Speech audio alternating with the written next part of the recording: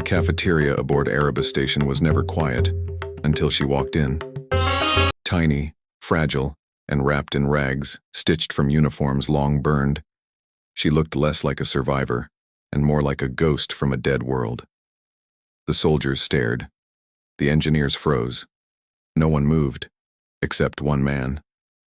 Lieutenant Aaron Vale didn't know who she was, or that a single act of kindness would ignite a war between empires. He just saw a hungry child and offered her his meal. But in that moment, humanity fed a legend. If that opening gave you chills, you're in the right place. Make sure to like, subscribe, and ring the bell so you never miss another human legend among the stars. And hey, share this story with someone who believes small kindnesses still matter. Because sometime, that's how revolutions begin. The cafeteria aboard Arabus Station was always alive, a constant hum of clattering trays, tired laughter, and the low grumble of engines echoing through metal halls. But that day, everything went silent. It began when a small figure stepped through the door. She couldn't have been taller than a human's waist. Her skin shimmered faintly like twilight dust. Her silver hair hung tangled over her face. Her clothes, if you could even call them that, were patchwork scraps of old uniforms, rags stitched by desperate hands. And in her hands she clutched a dented metal bowl as if it were treasure. No one spoke. No one helped. The station's cook barely looked up before waving her away. No rations left for refugees. Go find your own scraps. So she did. Quietly, she knelt beside an empty table, scraping crumbs, collecting sauce droplets into that tiny bowl. Every motion careful, respectful, as if she feared someone might strike her for stealing leftovers. And maybe they would have. But at the far end of the cafeteria, one man paused mid-bite. Lieutenant Aaron Vale, a Terran engineer and ex-soldier, watched her with a tightening chest. He'd seen war. He'd seen orphans on burned planets. But something about this child, the way she moved, the quiet dignity behind her trembling hands, it struck something human deep inside him. Without a word, he stood, picked up his tray, walked over. The soldiers around him whispered. Someone muttered, "Don't, Vale. She's just another stray." But he didn't stop. He placed the tray on the table beside her. A full meal, bread, greens, and a thick protein sandwich still steaming. "You can have this," he said softly. She froze.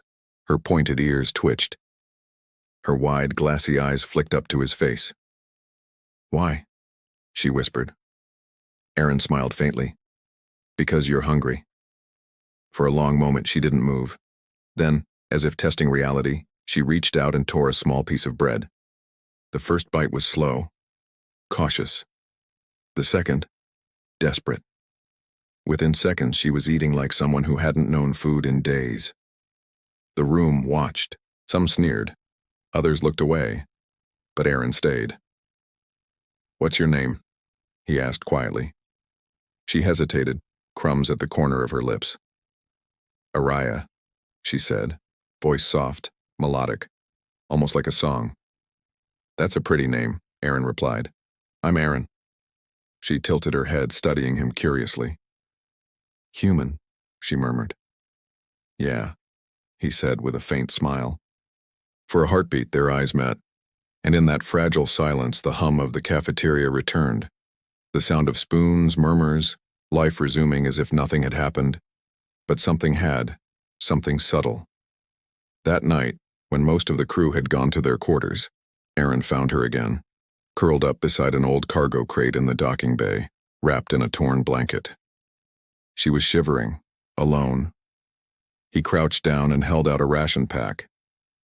"You shouldn't sleep here," he said gently. "It's cold. There's space in the maintenance bay.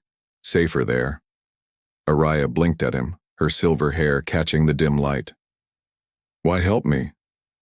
"Because someone should," Aaron answered simply. And that's how it started. Days turned into weeks. Ariah began helping around the station. Quiet, efficient, always watching. She learned fast. Too fast. Once Aaron found her repairing a damaged drone without tools, just her bare hands hovering over the circuit board. The machine flickered back to life, humming like new. She smiled faintly as if it were the most natural thing in the world. The crew whispered. Rumors spread.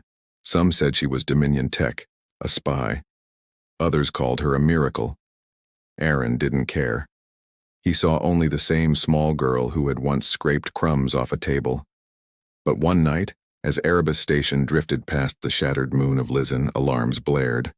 A warship, Dominion class, had entered orbit. The crew scrambled to stations. The commander barked orders. Then the transmission came through. Return the child, a voice demanded. She belongs to the Dominion. Aaron's blood ran cold. He turned to Ariah, who had appeared quietly behind him on the bridge. Ariah, he whispered. What are they talking about? She looked at him with eyes full of sorrow. My name isn't just Ariah, she said softly. It's Ariellis Thal. My mother was Queen of Lizeran. The bridge fell silent. Even the hum of the engine seemed to fade. Aaron stared, stunned. You're the last princess, she finished. And just like that, the truth shattered everything he thought he knew. The bridge of Arabus Station stood frozen. The only sound was the steady pulse of warning alarms echoing like a heartbeat through the metal hull. Ariah, or rather, Princess Ariellis Thal of Lizeran, stood at the center of it all. Tiny, fragile, yet the air around her shimmered faintly, like starlight bending to her will. The Dominion wants her back, the commander growled. They wouldn't risk crossing sectors for anyone else. Aaron stepped forward, protective instinct overriding logic. She's just a kid. She's not just a kid, the commander snapped. She's a war target. Outside, the Dominion warship loomed, black metal and blood-red insignia glowing like the mark of death. Its energy cannons charged with a slow, thunderous hum that vibrated through the station's decks. If we don't hand her over, someone whispered, they'll vaporize us. Ariah's small voice cut through the chaos. It's me they want, she said softly. If I stay, you'll all die. Aaron shook his head. No, I won't let them take you. For a moment she looked at him. Really looked, those glass-like eyes filled with something ancient, something heartbreakingly human.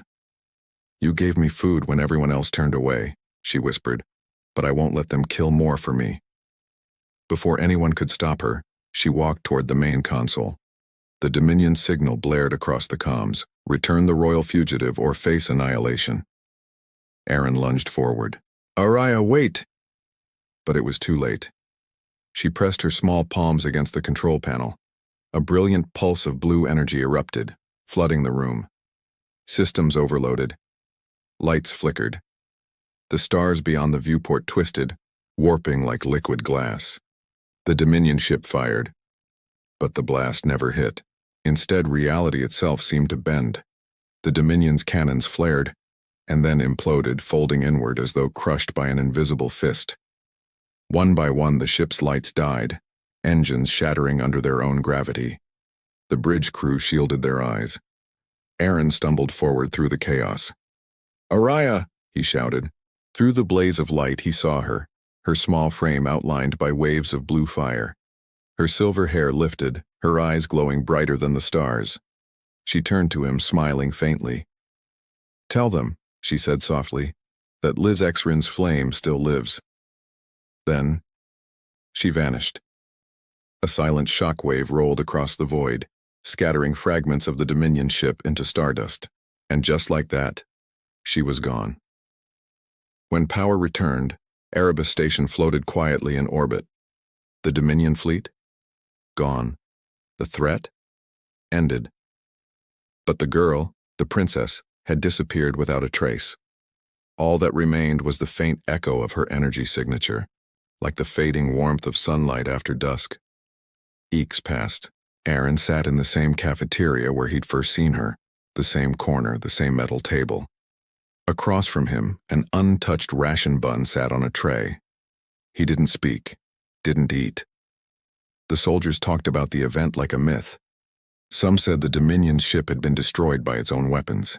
Others whispered that a ghost child had called down the power of forgotten gods. But Aaron knew the truth. He remembered her small hands clutching a bowl, the look of awe when she first tasted bread, the faint, trembling voice that had called him human with wonder instead of fear. He'd offered her a meal, but she'd given him something far greater, a reminder that kindness could survive even in the void, that compassion wasn't weakness, it was humanity's greatest weapon.